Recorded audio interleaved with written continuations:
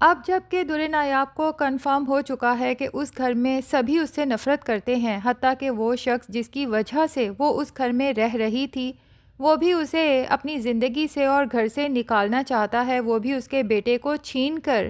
تو وہ جنید سے صاف کہہ دیتی ہے کہ اب کچھ بھی ہو جائے میں اس گھر میں واپس نہیں جاؤں گی۔ فائدہ کیا ہے ایسے گھر میں جانے کا جہاں مجھے پتا ہے کہ ان لوگوں نے میرا بیٹا چھین کے بالآخر مجھے وہاں سے نکال دینا ہے، اس لیے میں فیصلہ کر چکی ہوں کہ چاہے مجھے کوئی چھوٹی موٹی نوکری کرنی پڑے، در بدر کی ٹھوکریں کھانی پڑیں، لیکن میں اپنے بیٹے کو خود سے جدا نہیں ہونے دوں گی، میں اسے خود پالوں گی۔ جنید بھی فیصلہ کر لیتا ہے کہ وہ اب در نایاب کو گھر واپس جانے کے لیے فورس نہیں کرے گا، کیونکہ وہ بھی تانیہ اور موم کا رویہ در نایاب کے ساتھ دیکھ چکا ہے۔ باقی سب سے تو جنید کو کوئی امید بھی نہیں ہے، لیکن وہ زاویار کا دل کم سے کم ایک بار در نایاب کے لیے صاف کرنے کی کوشش کرنا چاہتا ہے، کیونکہ اتنا تو جنید جانتا ہے کہ زاویار بھائی در نایاب بھابھی سے محبت کرتے تھے۔ یہ تو تانیہ اور موم نے در نایاب کے خلاف زاویار کو اتنا بھڑکا دیا ہے کہ اب ان کے دل میں بھی در نایاب کے لیے نفرت پیدا ہو چکی ہے،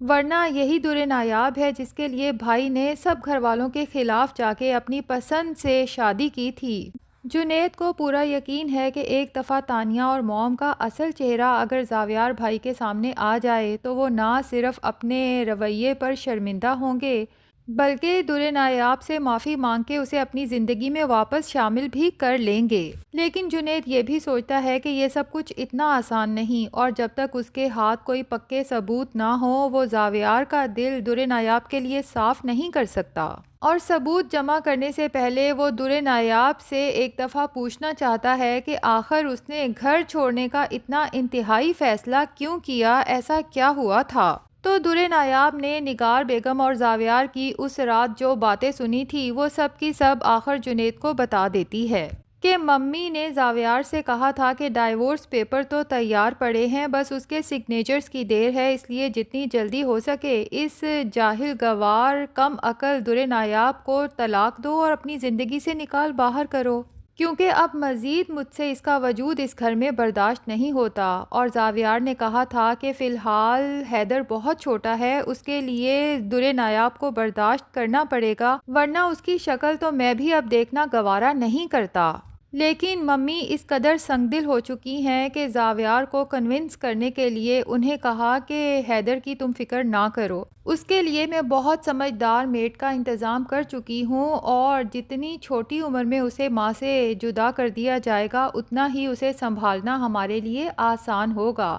اگر وہ بڑا ہو جائے گا اور اپنی ماں کا عادی ہو جائے گا تو پھر در نایاب کو اس سے الگ کرنا ہمارے لیے کافی مشکل ہو سکتا ہے۔ تو زاویار نے ممی کی بات مان لی تھی، ہاں البتہ یہ ضرور کہا تھا کہ فی الحال میں اسے طلاق نہیں دیتا، سیپریشن کر لیتا ہوں، اسے اس کے گھر بھیج دیتا ہوں اور اس کا منتھلی جتنا خرچ بنتا ہے وہ اسے پہنچتا رہے گا۔ تو در نایاب جنید کو بتاتی ہے کہ اسی وقت میں نے فیصلہ کر لیا تھا کہ مجھے حیدر کو لے کے جلد سے جلد اس گھر سے نکلنا ہوگا، کیونکہ اگر آج میں حیدر کو لے کے نہ نکلی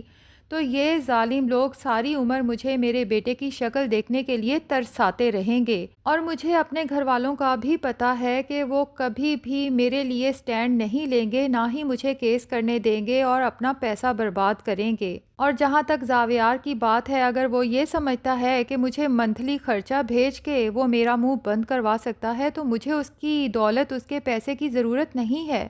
میں اپنے بیٹے کو خود ہی کوئی چھوٹی موٹی جاب کر کے پال سکتی ہوں۔ مجھے ضرورت ہے تو صرف اور صرف میرے بیٹے کی، کیونکہ میں اس کے بغیر زندہ نہیں رہ سکتی، اور اگر میں حیدر کو لے کے اپنے بھائی کے گھر جاتی تو مجھے اچھے سے پتا ہے کہ زاویار اور ممی کے پریشرائز کرنے پہ میرے گھر والوں نے مجھے فورس کرنا تھا کہ میں حیدر ان کے حوالے کر دوں۔ در نایاب کی تمام باتیں سننے کے بعد جنید کو ایک پازیٹیو پوائنٹ تو یہاں نظر آتا ہے کہ ممی کے پریشرائز کرنے پہ بھی زاویار بھائی در نایاب کو طلاق دینے پہ کنونس نہیں ہوئے، صرف اسے سیپریشن کا فیصلہ کیا۔ اس کا مطلب ہے کہ ابھی بھی زاویار بھائی کے دل میں در نایاب کے لیے سافٹ کارنر کہیں نہ کہیں باقی ہے۔ تو جنید سوچتا ہے کہ مجھے زاویار بھائی سے بات کرنی چاہیے، اس لیے اسی وقت دوسرے کمرے میں جاتا ہے اور زاویار کو کال کر کے کہتا ہے کہ بھائی اگر بھابھی مل جائیں اور آپ کو یہ بھی پتہ چل جائے کہ وہ انوسینٹ ہیں اور بھابھی نے آپ کی سیکرٹری کو بھی فون پہ جو کچھ کہا اس کے پیچھے بھی کسی اور کا ہاتھ ہے. کسی اور نے نایاب بھابھی کو بہکانے کی کوشش کی کہ آپ کا اور آپ کی سیکرٹری کا افیئر چل رہا ہے. اور بھائی کوئی بھی بیوی جو اپنے شوہر سے محبت کرتی ہے ظاہر ہے کہ وہ اپنے شوہر کو کسی اور عورت کے ساتھ بانٹ نہیں سکتی. تو اگر آپ کو بھابھی کے بے قصور ہونے کا کنفرم پتہ چل جائے تو کیا آپ بھابھی کو پھر سے اپنی زندگی میں اپنا لیں گے اور انہیں معاف کر سکیں گے؟ زاویار کو تو جنید کی باتیں سن کے شدید غصہ آتا ہے اور وہ کہتا ہے کہ وہ بیوقوف کم عقل عورت میرے بیٹے کو لے کے گھر چھوڑ کے چلی گئی ہے جسے خود دنیا میں چلنا نہیں آتا، سروائیو کرنا نہیں آتا. اس کی وجہ سے پتہ نہیں میرے بیٹے کو کیا کیا نقصان پہنچ سکتا ہے، اور اگر اس کی وجہ سے میرے بیٹے کو کوئی نقصان پہنچا تو جنید، میں اس عورت کی خود اپنے ہاتھوں سے جان لے لوں گا. بھلا کوئی اسے کیوں بہکائے گا جس کی خود اپنی عقل کام نہیں کرتی، اور ویسے بھی کسی کا اسے بہکانے میں فائدہ کیا ہے؟ زاویار کی باتیں سننے کے بعد جنید کافی مایوس ہوتا ہے اور اسے یہ بھی کنفرم ہو جاتا ہے کہ تانیہ اور موم نے زاویار کے دل میں در نایاب کے خلاف نفرت کی اتنی بڑی دیوار کھڑی کر دی ہے کہ جسے گرانا تقریباً ناممکن ہے. جنید ابھی انہی سوچوں میں گم ہوتا ہے کہ حیدر نیند سے جاگ کے رونا شروع کر دیتا ہے اور زاویار کے کان کھڑے ہو جاتے ہیں کہ بچے کے رونے کی آواز. تو وہ جنید سے کہتا ہے کہ تم اس وقت کہاں ہو اور یہ بچہ کون ہے؟ اب نایاب تو کافی بکھلا جاتی ہے، جلدی جلدی حیدر کو چپ کروانے کی کوشش کرتی ہے. جنید بھی ایک دم سے پریشان ہو جاتا ہے لیکن فوراً سنبھل جاتا ہے اور زاویار سے کہتا ہے کہ بھائی یہ کچھ اور میٹر ہے، تھوڑا پرسنل ہے. میں اس کے بارے میں آپ کو بہت پہلے سے بتانا چاہتا تھا لیکن کسی بہتر وقت کے انتظار میں تھا. بہرحال فون پہ یہ بات نہیں ہو سکتی، میں آپ سے ملوں گا تو آپ سے ڈسکس کروں گا.